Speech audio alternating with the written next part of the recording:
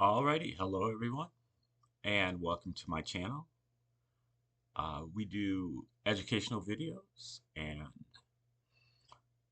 they generally have to do with esoteric and obscure subjects that are very impactful, but they are things that are hidden or suppressed. The powers that be don't want you to know these things um, because they're going to help you with your spiritual, mental, and physical health. And this is number 394 in our Bible Decode series. We spent a lot of that time hashing out the Roman origins hypothesis for the New Testament, looking at all the um, forbidden books and otherwise hidden books that um, describe and evidence the Roman origins hypothesis that the New Testament of the Bible was written by the Romans, not by a bunch of illiterate fishermen living in Palestine, but by um, eminently intellectual and uh, incredibly rich Roman Caesars and their court. Um, in particular, the Caesars of the Flavian dynasty of Caesars from 69 until 96 AD. That is Emperor Vespasian and his two sons, Titus and Domitian. And they, along with their, close associates, uh, conducted a psychological operation against the Jews. And part of that psychological operation was the New Testament of the Bible, in particular the Gospels to start with.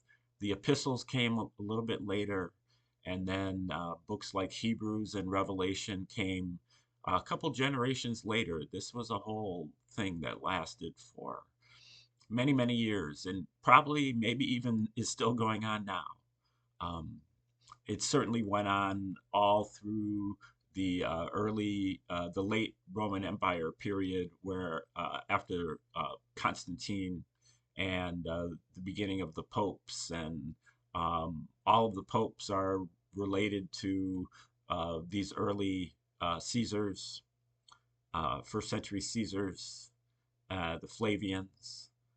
By the way, Flavian means blonde or golden.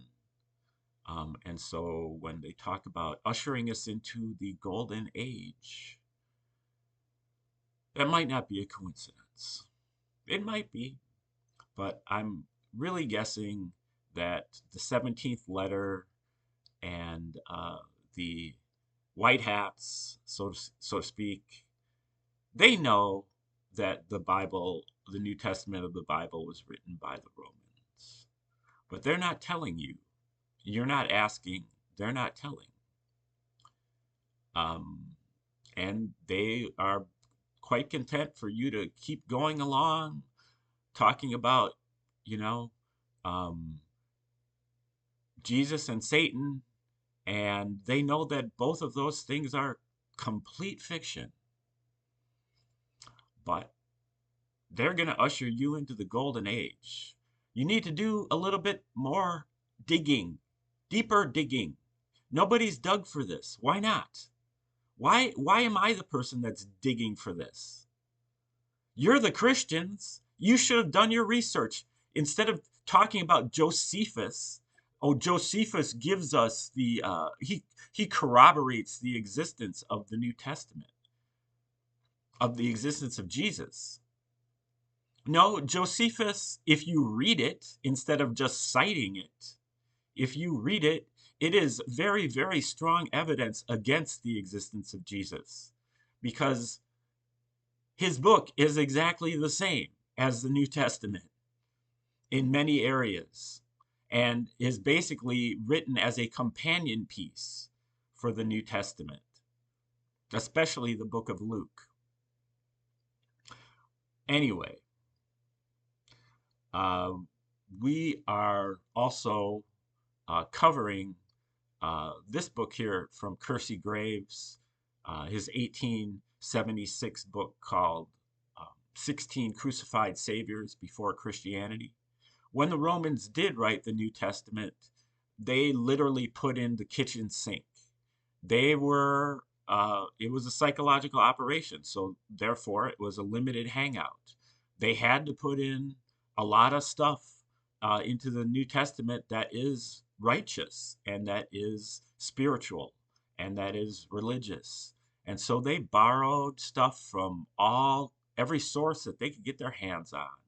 The Persian Mithraism and Zoroastrianism, mystery schools, alchemy, astrology, magic, shamanism, ancient Egyptian mythology and religion, ancient Indian, ancient Chinese mythology and religion, Greek and Roman Stoicism and Cynicism and mythology and religion, and who knows what else. There's probably quite a bit of other things that are in there, but the main point is that none of it is original.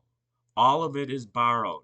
There's not a thing in the New Testament that is original except for the psychological operation and all of the mockery and derision and ridicule that the Romans have for the Jews, and anybody who believes in the text that they had written. And there's also a good deal of coded language and a good deal of pornography that's written in these people. These are the first century Romans. These are some of the most debauched. Most of them had like sodomite slave boys that they would, use them to get their jollies off of whenever they felt like it. That's who wrote your gospels. They were written by a bunch of gay pedophiles. But they borrowed a lot of stuff that has righteous, overtones. And Kersey Graves, in his 16 Crucified Saviors Before Christianity, looks at some of these earlier sources. Now, of course, Graves isn't aware of the Roman origins hypothesis, writing way back 150 years ago, even though people did know this 150 years ago.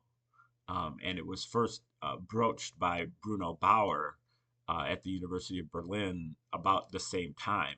But many, many writers of literature were already aware of this, including William Shakespeare and Leo Tolstoy. I guess Tolstoy was writing about this time, maybe slightly later, and Mary Shelley and Ralph Waldo Emerson. And then in later periods, there were many others. Christopher Marlowe, also along with Shakespeare. Shakespeare wasn't really Shakespeare. It was a woman named Amelia Bassano who wrote all of the Shakespeare plays. The subject matter of every one of the Shakespeare plays is that the Romans wrote the New Testament.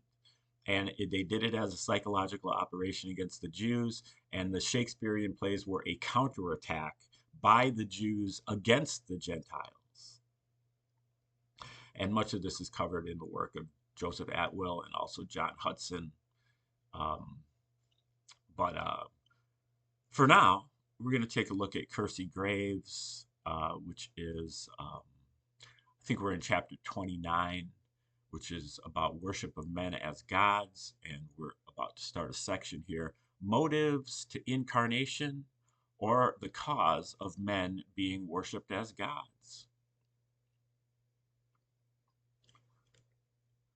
The causes which led to the conception of gods and sons, of God becoming clothed in human flesh, the manner in which the absurd idea originated of an infinite being descending from heaven, assuming the form of a man, being born of a pure and spotless virgin, and finally being killed by his own children, the subjects of his own government, are palpably plain and easily understood in the light of Oriental history.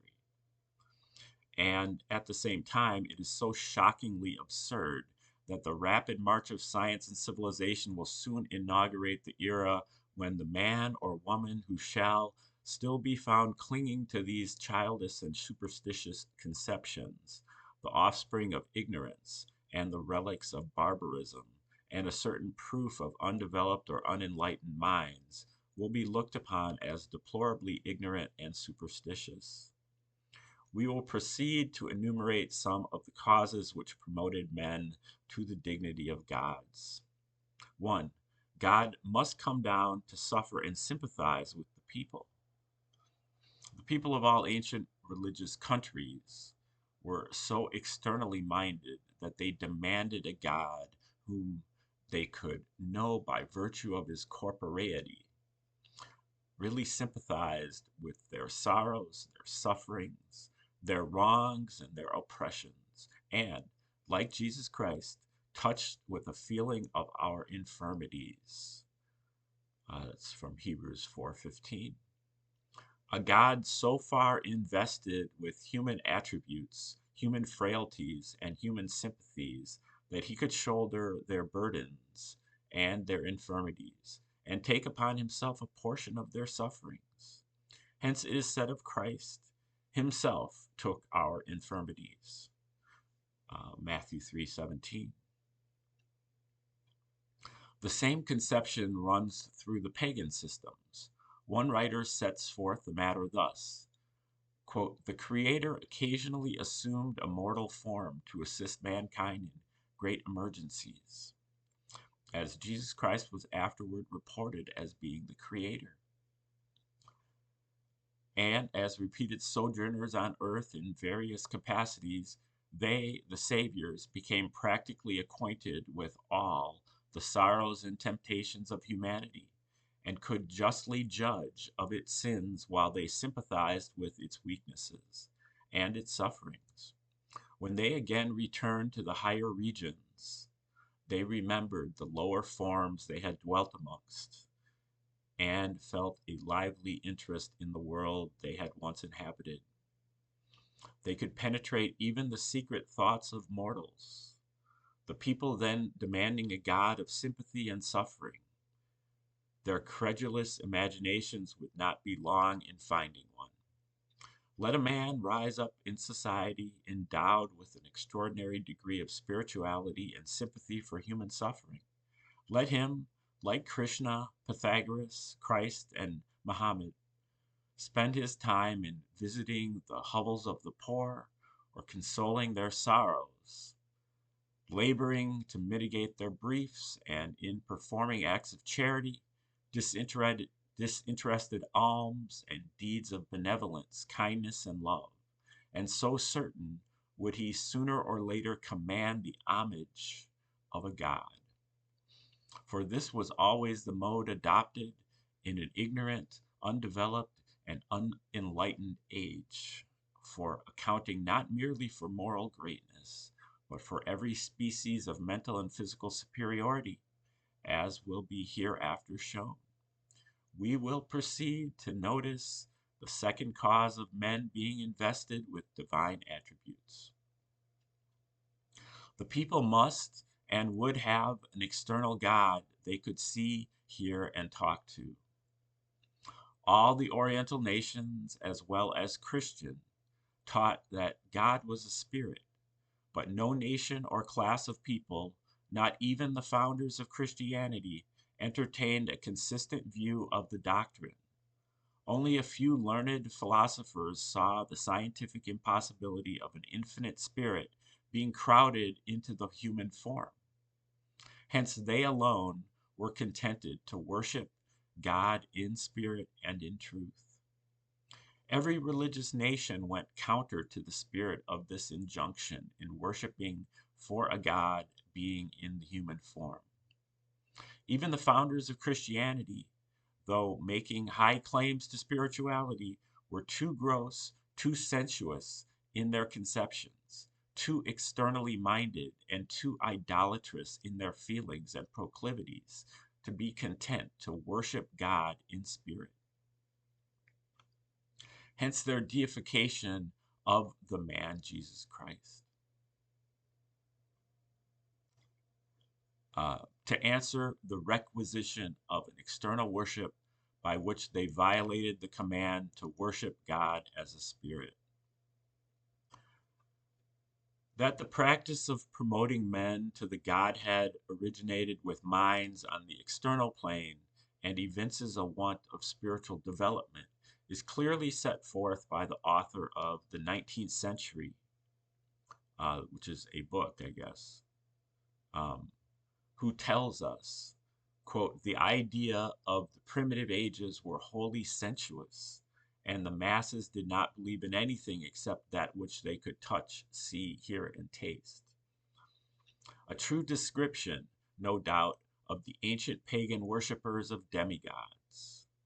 But we warn the Christian reader not to cast anchor here, for we have at our elbow abundance of Christian testimony from the pens of the very oracles of the church to prove that the same state of things, the same state of society, the same state of mind, the same proclivity for God-making existed with the people among whom Christ was born, and that it was owing to this sensuous, idolatrous state of mind among his disciples that he received the homage and title of a god.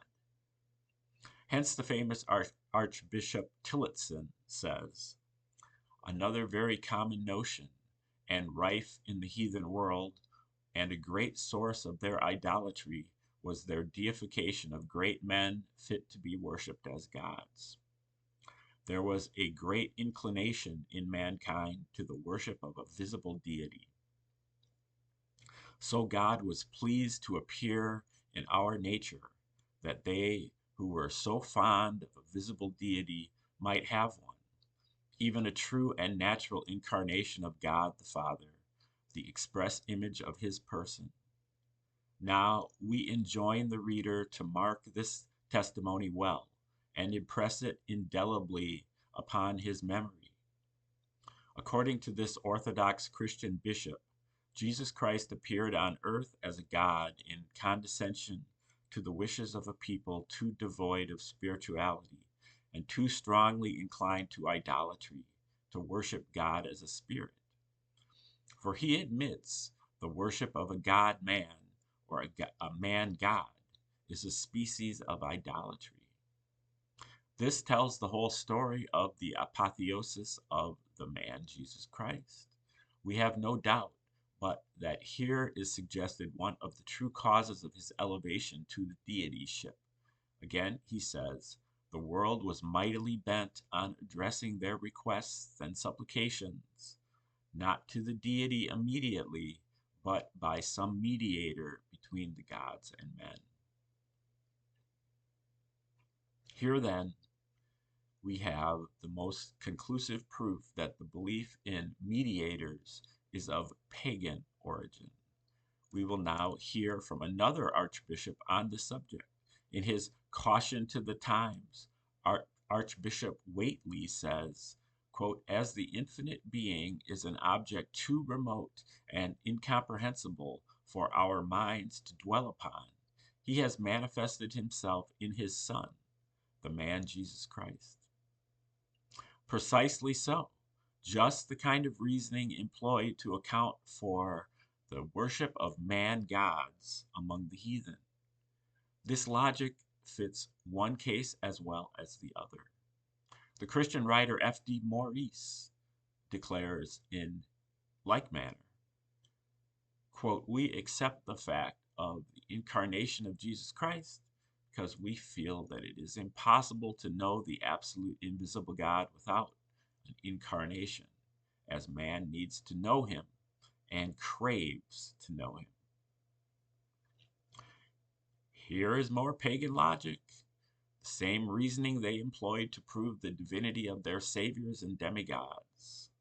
And the Reverend Dr. Thomas Arnold declares, quote, the incarnation of Jesus Christ, was very necessary, especially at a time when men were so accustomed to worship their highest gods under the form of men. Let the reader attentively observe the explicit avowal here made, and mark well its pregnant inferences. He makes Jesus Christ come into the world in condescension to the idolatrous rivalry of the Jews to be up with the heathen nations in worshiping God in the form of man. That is, the founders of Christianity, having been Jews, disclosed the true Jewish character in running after and adopting the customs of heathen countries, then so rife, that of hunting up a great man and making him a god, which was only one case out of many of the Jews adopting some of the numerous forms of idolatry and other religious customs of their heathen neighbors. Their whole history, as set forth in the Bible, proves, as we have shown in another chapter, that they were strongly prone to such acts. It is not strange, therefore, that they should and did convert the man Jesus Christ into a god. We will now listen to another Christian writer, the notable and noteworthy Dr. T. Chambers. Quote, whatever the falsely or superstitiously fearful imagination conjures up because of God being at a distance can only be dispelled by God being brought nigh to us. The veil which hides the unseen God from the eyes of mortals must be somehow withdrawn. Most significant indeed is this species of reasoning. It is the same kind of logic which had led to the promotion of more than a score of great men to the Godhead among the ancient heathen. The veil which hides the unseen God must be removed, says Dr. Chambers, and so had reasoned in soliloquy 1,000 pagans long before, when determined to worship men for gods. It is simply saying we are too carnally minded to worship God in spirit. We must and will have a God of flesh and blood, a God who can be recognized by the external senses. He must become flesh and dwell amongst us. John 1:14. Our author continues, now all this has been done once, and done only once in the person of Jesus Christ. Mistake, most fatal mistake, Brother Chambers. It has been done more than a score of times in various heathen countries, a fact which proves you ignorant of Oriental history.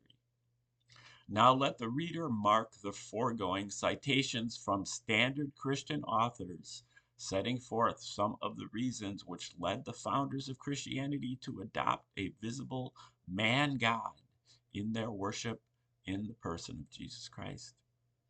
Language could hardly be used to prove more conclusively that the whole thing grew out of an idolatrous proclivity to man worship, that is, the gross, sensuous, carnally minded propensity to worship an external, visible God, proving with the corroborative evidence of many other facts that they were not a whit above the heathen in spiritual development. The reason employed by the Tibetan for the worship of the Hindu Krishna as a god tells the whole story of the worship and deification of Jesus Christ. We could not always have God behind the clouds, so we had him come down where we could see him. This is the same kind of reasoning made use of by the Christian writer above quoted all of which discloses a state of mind among both heathen and Christians that would not long rest satisfied without deifying somebody in order to have a visible God to worship. And hence Christians deified the man Jesus Christ for this purpose. The more externally minded, the greater was the determination to worship a personal God, a God in the form of man. And as the Jewish founders of Christianity were dwelling on the external plane, it was not an act of direct innovation, therefore, for them to fall into the habit of worshiping the personal Jesus as a God. It involved no serious incursion on previous thoughts or habits. And warped and blinded, indeed, must be that mind which cannot here discover the true key to the apotheosis of Jesus, one of the real causes of his being stripped of his manhood and advanced to the Godhead. It was as naturally to be expected from the then state of the religious world and the state of the Jewish mind concerned in the founding of Christianity as that an autumnal crop of fruit should succeed the bloom of spring. Let it be specially noted that all the Christian writers above cited tell us, in effect, that God sent his Son Jesus Christ into the world to be worshiped as a God in condescension to the ignorance and superstitious tendencies, and we will add idolatrous proclivities of the people. From this standpoint, we challenge the world to show why God may not have sent the Oriental saviors into the world for the same reason, that is, in condescension to the prejudices of the devout worshippers under the heathen system. Why then is there not as much probability that he did so? Why would he not be as likely to accommodate their ignorance and prejudices in this way as those of the founders of the Christian system? This question we shall keep standing before the Christian world till it is answered, and we challenge them to meet it and overthrow it if they can. Okay, this chapter is quite long, and I think that's a pretty good stopping point. Actually, it's like the only stopping point. His paragraphs I'll go on for pages, and the chapter is going on forever. Some of these chapters are only like a page or two long, but this one goes on forever, and we might be able to finish it tomorrow. Doubtful. Probably have to take 2 more days for this, but we're going to stop right there where we are. We're about to start section 3, and he's been winding around for so long that I don't even remember what section 1 and 2 were even about. But we'll try to figure that out, and eventually we will move forward. But number 3 begins on men deified on account of mental and moral superiority. So that's what we'll be starting with tomorrow when we return. Now, just to keep in mind here, Kersey Graves is not aware of the Roman origins hypothesis. So he does believe that a person like Jesus actually did exist, but that he was a man, and that they have elevated him to a god.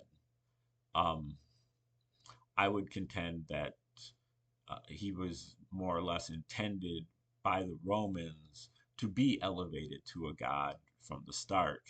And perhaps they knew the proclivities that Graves talks about here in this chapter, these proclivities to elevate a good person to a god. And so all they really needed to do was to write about create the fiction of Jesus, and then naturally he's going to be elevated to godlike status. But particularly when he's, born of a virgin and he has special powers and he can expel demons and he is resurrected and, all of these things, um, you know, that that kind of sets the tone for, elevating him to that level. Um, so, but had Graves had access to the Roman origins hypothesis, I think he would have made a little bit more of this chapter. But be that as it may, thank you for tuning in today. Like, share, subscribe, and comment. And we will return tomorrow with another Bible decode.